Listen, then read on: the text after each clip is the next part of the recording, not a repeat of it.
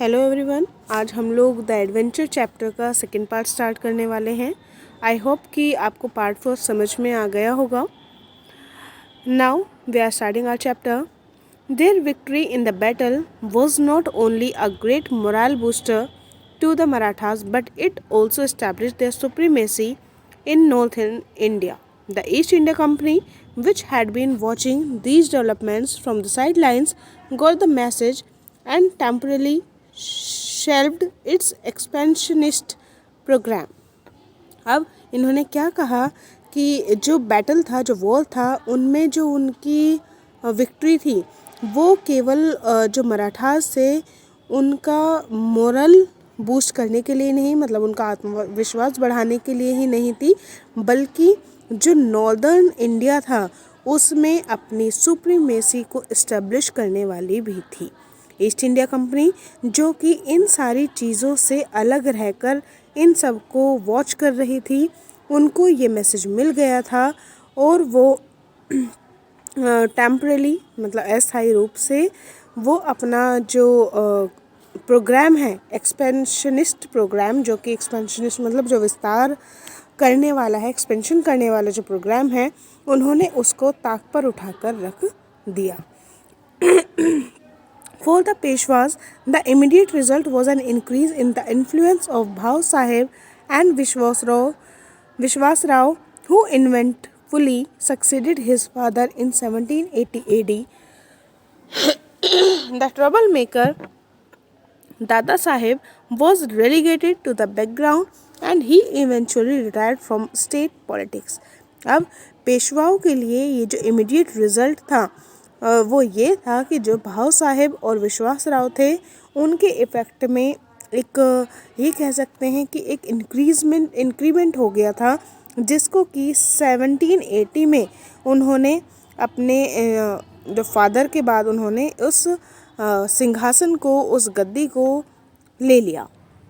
अब ये जो ट्रबल मेकर थे, जो परेशानी बनाने वाले थे, जो दादा साहेब थे, उन्होंने उनको पीछे की तरफ बैकग्राउंड में उनको धकेल दिया और लास्ट में उसने अपने ये जो पॉलिटिक्स थी उससे संन्यास ले लिया। To its dismay, the East India Company met its match in the new Maratha ruler Vishwas Rao. He and his brother Madhav Rao combined political acumen with valor and systematically expanded their influence all over India. The company was reduced to pockets of influence near Bombay, Calcutta, and Madras, just like its European rivals, the Portuguese and the French. अब to its dismay, that means कि इसका जो बुरा result था, इसके लिए जो east India company थी वो अपने जो नया मैच था, कौन, नया मराठा रूलर जो कि विश्वास राव था, उसके तरफ वो मिलने गई। ही एंड हिज ब्रदर, वो और उसका भाई माधव राव, उन्होंने एक पॉलिटिकल एक्यूमेन मतलब एक पॉलिटिकल अंडरस्टैंडिंग उन्होंने क्रिएट की with valour and systematically expanded their influence all over India. और उन्होंने बहुत ही चतुराई से इसका गठजोड़ करते हुए इसको ये कह सकते हैं कि उसको कंबाइन करते हुए उन्होंने पूरे भारत में अच्छे से अपना जो इफ़ेक्ट है वो पूरे इंडिया में फैला दिया। The company was reduce to pockets of influence near Bombay. अब ये जो ईस्ट इंडिया कंपनी थी वो बॉम्बे, कैलकटा और मद्रास तक ही सिमट कर रह गई, ठीक वैसे ही जैसे कि यूरोपियन राइवल्स ने पोर्तुगीज़ और मतलब यूरोपियन राइवल्स पोर्तुगीज़ और फ्रेंच लोग रह गए थे। ठीक है। For political reasons, the Peshwas kept the puppet Mughal regime alive in Delhi. कुछ राजनीतिक रीजंस की वजह से पेशवाओं ने दिल्ली में एक पपेट के रूप में, कठपुतली के रूप में मुग़ल साम्राज्य को, मतलब जो मुग़ल एम्पायर था उसको जीवित रखा। In the 19th century, these de facto rulers from Pune were astute enough to recognize the importance of the technological age dawning in Europe. अब 19th century में ये जो वास्तविक मतलब ये जो डी फैक्टो का मतलब होता है वो रियल होता है। ये जो रियल रूलर्स थे पुणे के, उन्होंने जो टेक्निकल एज थी उसको पहचानने में ये काफ़ी ज़्यादा ये कह सकते हैं एबल थे। They set up their own centres for science and technology, उन्होंने खुद के ही science and technology centres set up किए। Here the East India Company saw another opportunity to expand its influence. यहाँ पर ईस्ट इंडिया कंपनी को अपने इन्फ्लुएंस को इंक्रीज करने के लिए एक और अच्छा मौका मिल गया। It offered aid and experts. They were accepted only to make the local centers self sufficient, उन्होंने हेल्प देने वाले और जो एक्सपर्ट्स होते हैं उनको देने की पेशकश की। उनको केवल जो वहाँ के लोकल सेंटर्स थे उनको आत्मनिर्भर बनाने के लिए ही उन्होंने एक्सेप्ट किया। The 20th century brought about further changes inspired by the west. अब 20th सेंचुरी से इंस्पायर होकर ये जो चीज़ें हैं इनमें और भी ज़्यादा चेंजेस आए। India move towards a democracy. अब यहाँ पे जो इंडिया है वो डेमोक्रेसी की तरफ बढ़ चला। डेमोक्रेसी प्रजातंत्र होता है। आई होप कि आपको पता होगा कि प्रजातंत्र या डेमोक्रेसी होती क्या है। By then the Peshwas had lost their enterprise and they were gradually replaced by democratically elected bodies. और यहाँ तक जो पेशवास थे उन्होंने अपने एंटरप्राइजेज जो थे वो उनको खो चुके थे and they were gradually replaced, और उनको धीरे धीरे दूसरे जो डेमोक्रेटिकली इलेक्टेड बॉडीज़ थी उनसे रिप्लेस कर दिया गया था। द सल्तनत at Delhi survived even this transition. अब ये जो दिल्ली के जो शहंशाह नाम मात्र के जो शासक थे जो यहाँ पर जो सल्तनत at Delhi survived even their transition, even यहाँ पर जो दिल्ली की जो सल्तनत थी इसमें भी कुछ चेंजेस आए।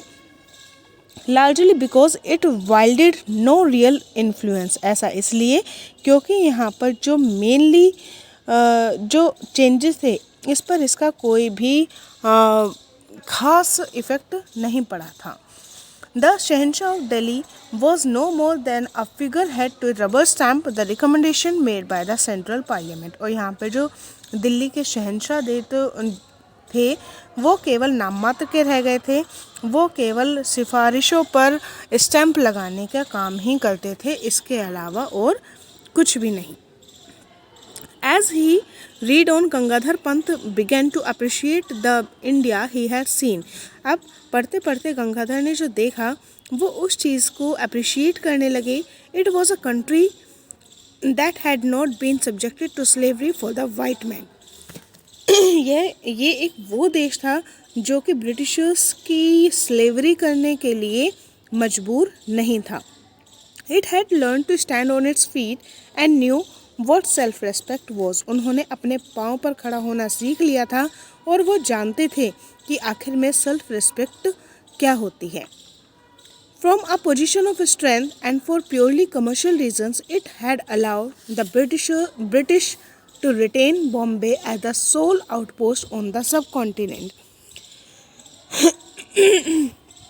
ताकत और जो कुछ ये कह सकते हैं कि जो कमर्शियल रीजंस थे इनकी वजह से ये जो ब्रिटिशर्स थे उन्होंने इस पूरे सब कॉन्टिनेंट पर बॉम्बे को एक चौकी बनाए, मतलब चौकी जैसे होती हैं चौकी बनाने का इजाज़त दे दी, उन्होंने इस चीज़ की परमिशन दे दी। एंड 1908 में that lease was to expire in the year 2001 according to the treaty of 1908। और 1908 की जो ट्रीटी थी, जो संधि थी, उसके अकॉर्डिंग ये सारी चीज़ें 2001 में ख़त्म होने वाली थी। Gangadhar Pant could not help comparing the country he knew with what he was witnessing around him। Gangadhar Pant उस देश को, उस कंट्री को जिसे कि वो जानता था, वो अपने चारों तरफ देख रहा था और उसमें कंपैरिजन भी कर रहा था। But at the same time, लेकिन उसी समय he felt that his investigations were incomplete. उसे ये लगा कि जो इन्वेस्टिगेशंस वो कर रहे हैं वो अभी इनकम्प्लीट है, अधूरी है। How did the Marathas win the battle? तो मराठाओं ने युद्ध कैसे जीता? To find the answer he must look for accounts for the battle itself. इसका आंसर जानने के लिए उसे खुद से इस बैटल का जो ब्रीफ है, जो अकाउंट है, उसको रीड करना ही पड़ेगा। He went through the books and journals before him. उसने अपने सामने जो भी बुक्स थी और जो भी जर्नल्स थे उनको पढ़ा। At last, among the books, he found one that gave him the clue. It was भाव साहिबांची बाखर। और लास्ट में उन्हें उन बुक्स में से एक ऐसी बुक मिल गई जिसमें कि उनको क्लू मिल गया। यह थी भाव साहिबाची बाखर। Although he seldom relied on the Bakhars for historical evidence, he found them entertaining to read, sometimes buried in the graphic but doctored accounts. He could spot the germ of truth. He found one now in a 3-line account of how close Vishwas Rao had come to being killed. लेकिन ये जो आपके ये कह सकते हैं historical evidence हैं वो उसके लिए इन बाखरों पर ट्रस्ट नहीं कर सकते थे। उसे जो उनको पढ़ना एक एंटरटेनिंग लगा केवल। समटाइम्स कभी कभी ये जो ग्राफिक्स होते हैं बट डॉक्टर्ड अकाउंट्स, लेकिन ये जो ये कह सकते हैं ये जो डिटेल्ड अकाउंट्स होते हैं, जो डॉक्यूमेंट्स होते हैं, इसमें आप एक ट्रुथ का एक जर्म देख सकते हैं। जर्म मतलब कोई भी आपको क्लू मिल सकता है, सुराग मिल सकता है। He found one now in a 3-line account. अब उन्होंने इसको 3 लाइन्स वाले एक जो अकाउंट था उसमें उन्होंने इसको ऑब्जर्व किया। उन्होंने क्या देखा कि विश्वास राव मारे जाने के कितने ज़्यादा पास आ चुका था। And then Vishwas Rao guided his horse to the melee where the elite troops were fighting and he attack them. और तब विश्वास राव ने उसे अपने हॉर्स की तरफ उसको बढ़ाया जहाँ पर ये सारी जो ट्रूप्स थे, जो सेनाएं थी, जो आर्मीज़ थी, वो आपस में भिड़ी हुई थी और उसने वहाँ जाकर आर्मी पर अटैक कर दिया। And God was merciful. और लेकिन ये जो ईश्वर हैं, जो गॉड हैं, वो काफ़ी मर्सी हैं, काफ़ी काइंड हैं। A shot burst past his ear. एक गोली उनके कान से छूकर निकली। Even the difference of a til would have led to his death. अगर एक तिल का भी डिफरेंस उसमें नहीं आता, मतलब केवल एक तिल का डिफरेंस रह गया था, अगर वो नहीं आता तो शायद उनकी उसी जगह पर मौत हो गई होती। At 8 o'clock, the librarian politely reminded the professor that the library was closing for the day. Gangadhar Pant emerged from his thoughts. Looking around, he noticed that he was the only reader left in that magnificent hall. अब जो यहाँ पे professor था, जो librarian था, उसने इस professor को, प्रोफेसर गायटोंडे को ये याद दिलाया कि जो लाइब्रेरी है इसके बंद होने का टाइम हो गया है। तभी गंगाधर पंत जो इन सारी चीज़ों से एकदम से जागा, जैसे कि एक सपना वो देख रहा था, उससे वो निकला और उसने चारों ओर देखा कि वो इस मतलब इतने खूबसूरत हॉल में वो केवल अकेला ही यहाँ पर रह गया है। I beg your pardon, sir. May I request you to keep these books here for my use tomorrow morning? By the way, when do you open? अब प्रोफेसर ने लाइब्रेरियन से पूछा कि क्या प्लीज़ मैं आपसे एक रिक्वेस्ट कर सकता हूँ कि ये जो बुक्स हैं प्लीज़ इनको यहीं रहने दें, क्योंकि कल मैं दोबारा लाइब्रेरी आऊँगा और मैं इनको पढ़ूँगा। बाय द वे, आप किस टाइम लाइब्रेरी खोलते हैं? At 8 o'clock, sir. The librarian smiled. अब लाइब्रेरियन इस पर स्माइल किया और टाइम बताया कि 8 बजे वो लाइब्रेरी खोलते हैं। Here was a user and researcher right after his heart. उन्होंने कहा कि यहाँ पर जो पढ़ने वाले हैं और जो सर्च करने वाले हैं, यहाँ पर एक व्यक्ति ऐसा भी था। और at the professor left the table, he shoved some notes into his right pocket. Absent-mindedly, he also shoved the बाखर into his left pocket. और जैसे ही प्रोफेसर ने वहाँ से लीव किया तो उसने देखा कि उनकी जो राइट पॉकेट है उसमें उन्होंने कुछ नोट्स उन्होंने रख लिए हैं और भूल से उन्होंने बाखर को भी अपनी पॉकेट में रख लिया है। He found a guest house to stay in and had a frugal meal. अब वहाँ पर उनको एक गेस्ट हाउस मिल गया था और वहाँ पर सस्ता खाना भी मिल गया। He then set out for a stroll towards the आज़ाद मैदान। और तब वो आज़ाद मैदान की तरफ चलते हुए निकल पड़े। In the मैदान he found a throng moving towards a pandal, so a lecture was to take place. मैदान में उन्होंने क्या देखा कि वहाँ पर क्या हो रहा है, वहाँ पर भाषण चल रहा है और लोग वहाँ पर आ रहे हैं। Force of habit took professor Gaitonde towards the pandal. अब उनकी प्रोफेसर गायटोंडे की हैबिट थी कि वो पंडाल की तरफ निकल पड़े। The lecture was in progress. Lecture उस टाइम पर चल ही रहा था। All the people kept coming and going, और वहाँ पर लोग आ रहे थे और जा रहे थे। But professor Gaitonde was not looking at the audience. लेकिन जो प्रोफेसर गायटोंडे थे वो ऑडियंस की तरफ नहीं देख रहे थे। He was staring at the platform as if mesmerized। और वो किसकी तरफ देख रहे थे, वो देख रहे थे प्लेटफॉर्म की तरफ, स्टेज की तरफ, जो कि काफ़ी ज़्यादा मतलब वो उससे काफ़ी ज़्यादा हिप्नोटाइज हो रहे थे। There was a table and a chair but the latter was unoccupied. वहाँ पर एक मेज थी, एक कुर्सी थी, लेकिन वहाँ पर जो चेयर थी वो खाली नहीं थी। The presidential chair unoccupied, the sight stirred him to the depths like a piece of iron attracted to a magnet. He swiftly moved towards the chair. अब उसने देखा कि जो प्रेसिडेंट है उसकी जो चेयर है वो खाली थी।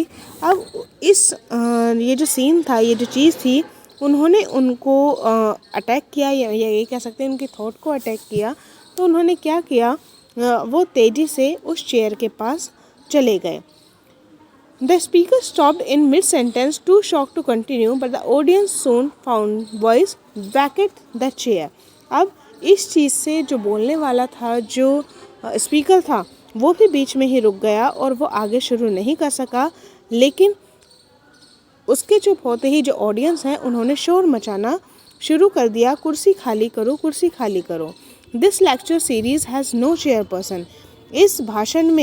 इस भाषण की जो सीरीज़ है, ये जो श्रृंखला है, इसमें कोई भी चेयरपर्सन नहीं है। Away from the platform mister, इस प्लेटफॉर्म से, इस मंच से दूर चले जाओ। The chair is symbolic, don't you know, ये जो चेयर है ये सिम्बॉलिक है, क्या तुम जानते नहीं हो? What nonsense! Who ever heard of a public lecture without a presidency dignitary? Professor Gaitonde went to the mic and gave vent to his views. Ladies and gentlemen, an unchaired lecture is like Shakespeare's Hamlet without the Prince of Denmark. Let me tell you. अब क्या बकवास है, क्या किसी ने सुना है कि कहीं पर कोई भाषण हो रहा है और वहाँ पर कोई चेयरपर्सन नहीं है? प्रोफेसर गायटोंडे इस चीज़ को सुनकर माइक पर गए और वहाँ पर उन्होंने जो अपने ये कह सकते हैं अपने व्यूज़ उन्होंने वहाँ पर दिए। क्या कि लेडीज़ एंड जेंटलमैन, हम अगर एक किसी भी लेक्चर को अनचेयर्ड के साथ सुनेंगे तो ये ऐसा होगा जैसे कि शेक्सपियर के हैमलेट को हम बिना डेनमार्क के राजकुमार के पढ़ रहे हों। अब मैं आपको बताता हूँ, but the audience was in no mood to listen. लेकिन ऑडियंस सुनने के कोई भी मूड में नहीं थी। Tell us nothing, we are sick of remarks from the chair, of vote of thanks, of long introductions. उन्होंने कहा हमें कुछ नहीं सुनना है, हम लोग चेयरपर्सन की ये जो रिमार्क्स होते हैं, जो थैंक यू होते हैं, जो प्रस्ताव होते हैं और जो लंबे लंबे इंट्रोडक्शंस होते हैं, इन सब से हम लोग ऊब चुके हैं, बोर हो चुके हैं। We only want to listen to the speaker, हम लोग केवल स्पीकर को सुनने के लिए आए हैं। We abolish the old customs long ago, हमने ये वाला जो रिवाज है ये बहुत पहले ही ख़त्म कर दिया था। Keep the platform empty please, कृपया करके ये प्लेटफॉर्म, ये स्टेज को खाली करो। But Gangadhar Pant had the experience of speaking at 999 meetings and had faced the Pune audience at its most hostile. He kept on talking. लेकिन गंगाधर पंत को 999 मतलब कि 999 मीटिंग्स में बोलने का एक्सपीरियंस था और उन्होंने पुणे की जो ऑडियंस थी, जो उनके पूरी तरीके से अपोजिशन में थी, उन्होंने उनका भी सामना किया और इसलिए वो लगातार बोलते रहे। He soon became a target for a shower of tomatoes, eggs and other objects, but he kept on trying valiantly to correct this sacrilege. Finally, the audience swarmed to the stage to eject him bodily, and in the crowd, Gangadhar Pant was nowhere to be seen. और जल्दी ही टमाटरों, अंडों और बाकी दूसरी चीज़ों का निशाना गंगाधर पंत बन गए और उन्हें, लेकिन वो फिर भी वो उन चीज़ों को सही करने की कोशिश करते रहे। एंड में जो ऑडियंस थे उन्होंने जो स्टेज है उसको चारों तरफ से घेर लिया और गंगाधर पंत को निकालकर वहाँ से बाहर कर दिया। आई थिंक आपको ये पार्ट समझ में आया होगा। इसके आगे का जो चैप्टर है वो मैं लास्ट पार्ट जो कि पार्ट 3 होगा उसमें आपको क्लियर कर दूँगी। आई होप आपको समझ में आ गया होगा। अगर आपको इसके रिगार्डिंग कोई भी क्वेरी है तो आप कमेंट सेक्शन में जाकर मुझसे पूछ सकते हैं। And thank you for watching. Please like, share, comment and subscribe to my YouTube channel. Thank you so much.